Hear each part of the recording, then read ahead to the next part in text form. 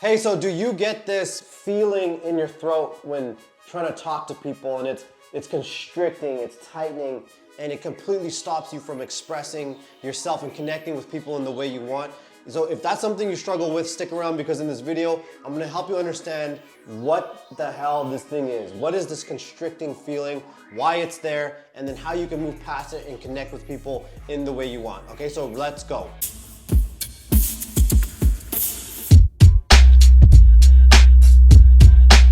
So if you're new to my channel, welcome. My name is Rubin and I help individuals eliminate their anxiety attacks and social anxiety. So if that's something you experience, hit the subscribe button and be sure to hit the bell notification so that you can be notified right away when I release helpful content that's gonna help you along your recovery journey. And I also wanna give you the opportunity to watch our free training. It's extremely powerful. It's gonna show you the exact process, the 4-step system we use to eliminate your anxiety attacks and social anxiety. So I'm gonna throw up some links at the end of the video.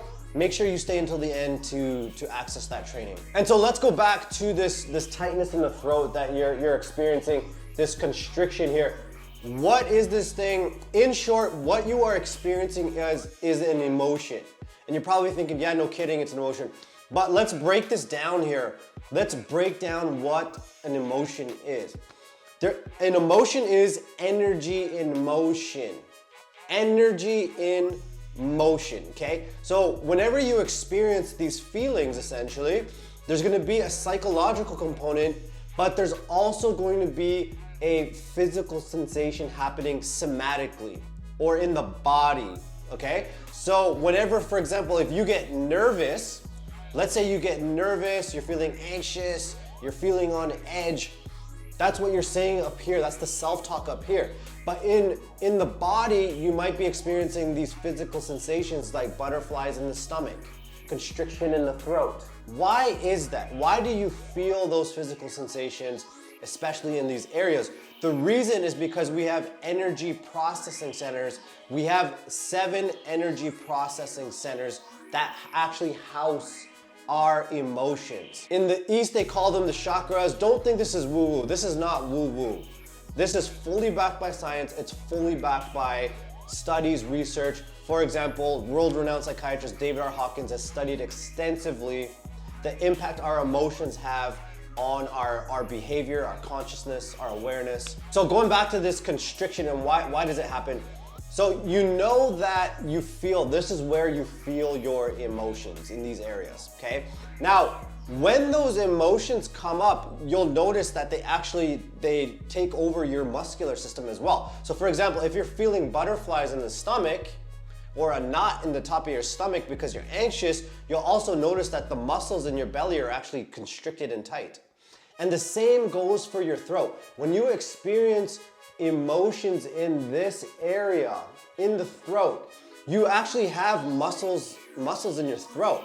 So if I go ahead and I you can even try this yourself, you can pause the video here, and if you put your tongue on the roof of your mouth, you can actually start flexing the muscles in your throat, okay? So when you experience the emotions, it will actually take over the muscles here, cause them to constrict, and when they constrict, you need your throat muscles to talk. You need your throat, you need your jaw muscles, right? You need your diaphragm here and your stomach muscles. You need those to project your voice. But what the emotions do, they will cause that whole muscular system to kind of work against you. And that's why it's so hard. That's why it feels so constricted and it feels so tight that you can't get out and express yourself the way you want in those moments. And that's why it's very common to feel like you're just freezing up in those moments. You have every intention in your mind to speak up and express, connect, speak your mind, give your opinions, but it just doesn't happen in the moments. You end up freezing, and this is why. I could not figure this out for the longest time. And I remember at one point when this was a few years back, this was like 2015, I was going and riding the SkyTrain every day. And I remember I used to get just so frustrated and angry. I was so pissed off because I would be in the SkyTrain waiting to get off on my stop.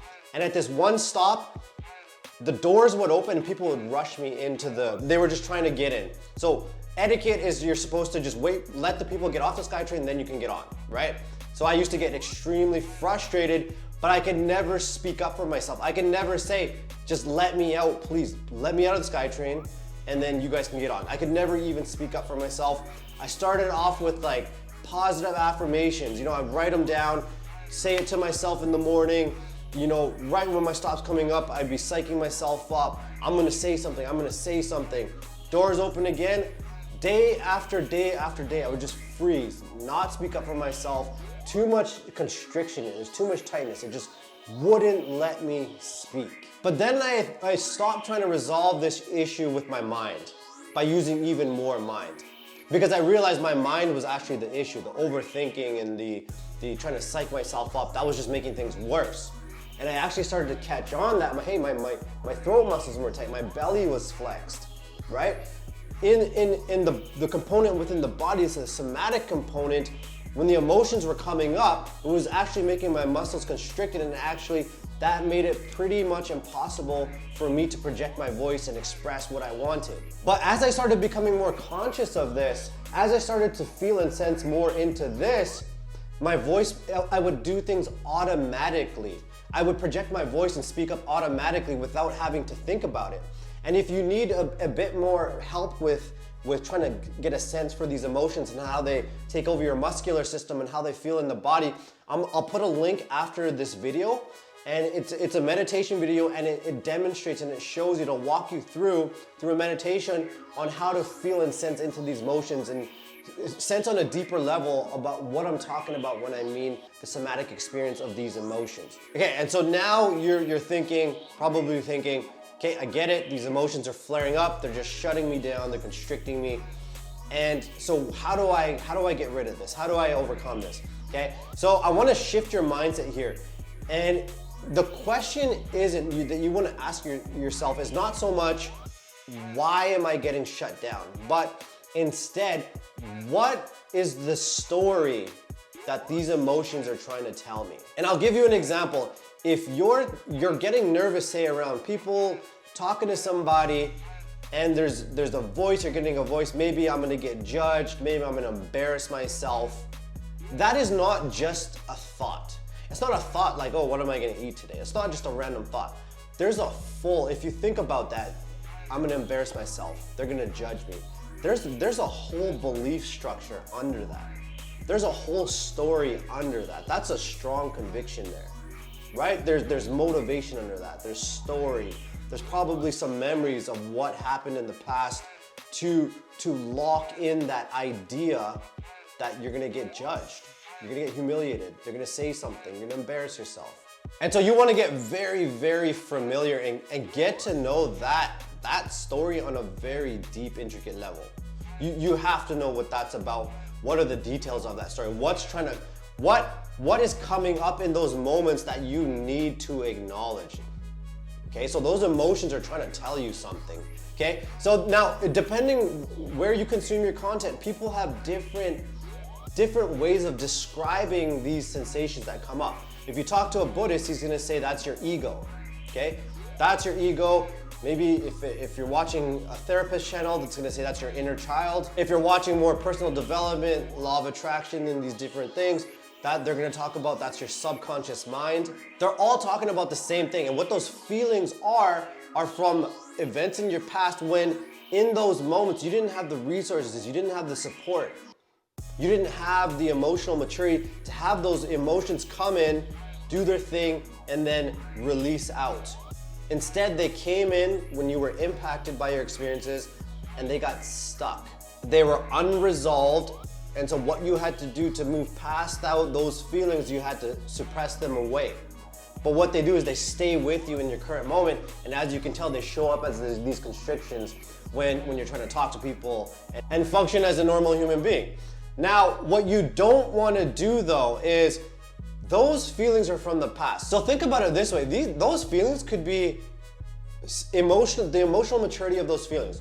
They could be like 7 years old, 5 years old, okay? So you have to see those feelings, those emotions that come up. If you saw a 5-year-old feeling completely nervous, completely shaken, completely on edge, and he feels unsafe, would you say, hey, ego, oh, that's my ego, go away, ego. you would not treat the child like that, okay? So you don't want to do that. You also don't want to do positive affirmations. If the child's in complete distress, crying, completely overwhelmed, you don't want to say, hey, you are strong, you are strong. That's the completely wrong approach. You want to empathize with those feelings. You want to get into a place where you can sense, feel, have empathy with those feelings. Like if you saw the child, you would wonder like, hey, like, what are you feeling? Like what happened? Okay, that's how you would communicate with the child, with compassion, right? Because this more subconscious or this kind of inner child, it's more of a feeling and intuitive kind of way of communication.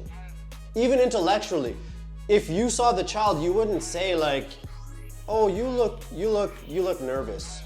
Wow, you're nervous. It wouldn't even be an intellectual approach. It's a more feeling, it's a more intuitive and sensing with. That's the approach you want to take when these emotions come up, to acknowledge them and acknowledge the story behind them. Sometimes those stories, they're too vague, right? You can't get a sense for what they are. You could feel a little bit, but you can't go deeper and get a real sense for what's underneath there. Watch the free training. I'm gonna put links up here to get access to that free training. Make sure you check that out because it's gonna show you the process of how to get down there and how to see what's underneath the constriction in the throat. What's driving these emotions? Because the first step is feeling the emotions, but the next step is seeing what's driving them underneath and releasing this so the emotions no longer show up at all. That's the ultimate goal for your recovery. So I highly recommend checking that free training out. It's gonna be extremely informative for you. You can also follow me on Instagram for daily tips, content, inspiration, and if you need a little bit more guidance, you can join our Facebook group. You can ask questions, come in there and connect with people. It's a great community inside the Facebook group. You're more than welcome to join. And if you like the video, please like and subscribe so we can get this video out to more people who need the help. And here's the other video up here that I was mentioning that will give you a really good sense for feeling those emotions, the somatic experience or the bodily experience that I'm talking about. Okay, so thanks for watching and I'll see you in the next video.